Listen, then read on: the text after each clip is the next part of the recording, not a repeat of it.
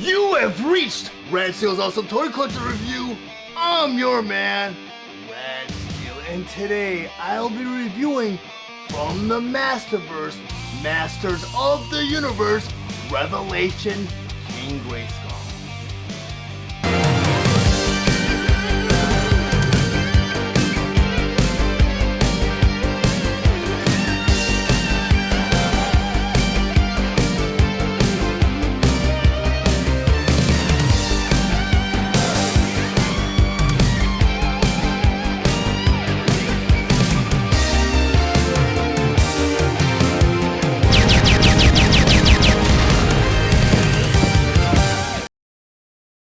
From the Masterverse, Masters of the Universe, Revelation, King Grayskull. But before I get into the actual review, I just want to go over some of the spectacular details on this packaging. Up front here at typical display window showing you both the figure and all of his accessories inside. Then on top of the box, you have the Masterverse logo. Then over here in the corner, it says Netflix, a Netflix original series. Then on the side of the box here, it says King Grayskull, heroic ancestor of He-Man.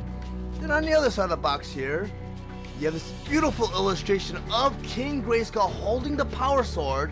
Then on the back of the box here, you have another awesome illustration of King Grayskull forming the power sword with two halves of the sword. Then over here it says King Grayskull, heroic ancestor of He-Man. Since the dawn of Eternia, there has always been a hero to protect the planet's sacred magic. The first of those heroes, and the first to hold the mantle of He-Man, was King Grayskull.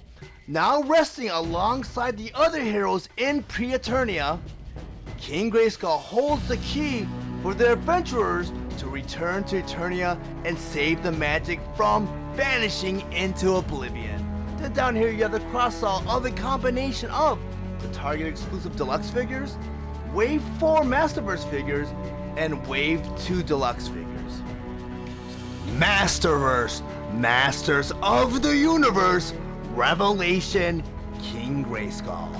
King Grayskull will be released on May 6th, 2021 with the suggested retail price of $19.99, and he is sold exclusively at Target.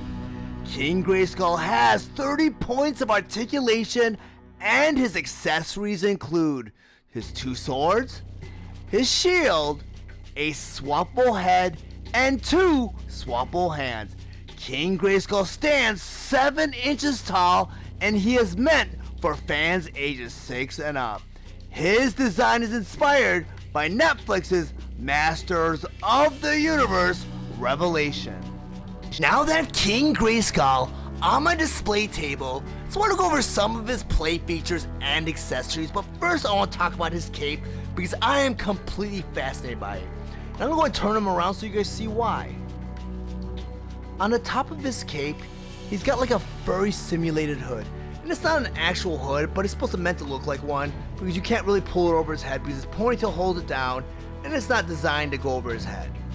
Also, the bottom of his cape is like frayed to show that he's very battle hardened. Just a cool feature. And the final cool feature about this cape is they put like a wire frame around it. So if you want to display him with his cape out, you can do that. Just a cool feature because I'm completely blown away with this figure because when I first found him, and he was listed at the Target website as a deluxe figure. But when I saw him, I was like, this figure doesn't really command a deluxe price. And also, I want to talk about his chest harness because I feel they made this improvement over the Wave 1 He-Man. Because this chest harness actually covers his entire chest, and it's not like riding up on his chest. It doesn't look like a half shirt. And let me bring out He-Man and show you what I'm talking about. With He-Man, I mean, I was not happy with this figure. I mean, even with the Netflix series, people, you know, his design, character design, the sculpt was not very flattering to that actual character. I mean, I felt the Netflix He-Man was pretty cool. They just didn't do a good job on his figure, or the sculpting on his figure was, I don't know, it's awkward, out of proportion. I don't know what they did with this figure, but they made a lot of improvements on the sculpt with King Grayskull and a lot of the Wave 3 Masterverse figures. But the chest harness here kind of just goes across his chest up down, kind of like how King Grayskull's chest harness kind of comes down a little bit and wraps around his chest. This one just goes across it, and just, I don't know, I just didn't like this figure. And even with Man-at-Arms, with his jutting head and narrow neck, it was just really awkwardly done and out of proportion. But I'm going to put him off to the side because I want to keep my focus on my man King Grayskull, because this figure is tight. And I want to go ahead and just turn him around again, because even the detail on his ponytail, I mean, you got the ribbon holding it in place, you got this little ornament that kind of like holds his hair back. It's really well done. I mean, kudos to Mattel, man. They did a great job on this figure. And I love that they actually did the original He-Man bracelets there, because with Masterverse He-Man, they kind of gave him a gauntlet. You know, it just, I can understand, you know, there's a lot of time that happened between Masterverse and the original Filmation series, so, you know, of course He-Man's not going to remain exactly the same. But, I mean, they did a great job with this figure. I mean, even with the bracelets and the belt, I mean, it has that simulated gold worn effect on it. It looks really, really great. I mean, you get the same furry loincloth as you do with the other Masterverse figures. And the same boots, but the boots are just nicely detailed also. Nicely painted. I mean, the wrap here is like bluish on top of a brown. It's a really well done figure. I mean, even with his head sculpt. Let me go ahead and bring in his Swapple head. I mean, the only difference between the two heads, though, you know, this one has got the serious look. This one's kind of grinning. But I mean, just beautifully done. Because I don't know if you guys know much about King Grayskull. I mean, my first run-in with King Grayskull was through the Netflix series, so this will always be King Grayskull to me. But apparently, I don't know if it was a comic book or some other form of literature, King Grayskull actually looked like He-Man with long hair. But I'm glad they made that change, because, I mean, they really did a great job with King Grayskull, and I want to give Kevin Smith a lot of credit for what he did with that character, because, I mean, King Grayskull was really cool. And he also came with a shield. It's much like the He-Man shield from Wave 1, as you can see, same shape. And it's got the same like a strap that holds the shield into place, and you put it on the same exact way. You kind of just slide his fist through the thing, and you just put it in the straps, so King Grayskull can hold his shield like that. And I love that they did the matching insignia on both, like the chest harness on the shield. Really, really cool. You also get 2 swords. And I know in the Netflix series, the mission was to get these swords put together so you could reform the Power Sword, so that Prince Adam can become He-Man once again. But I know, like with the Mike Young series, these swords were, I believe, Keldor swords or Skeletor swords. But so there's a lot of backstory. So if you wanted to go ahead and play along with that storyline, you give these swords to Masterverse Skeletor.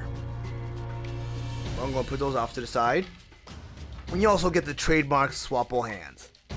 And the shield works much better with the open hand, but, you know, I think you guys see me do the interchangeable hands many times, and I want to kind of keep this review as short as possible, short and sweet as possible.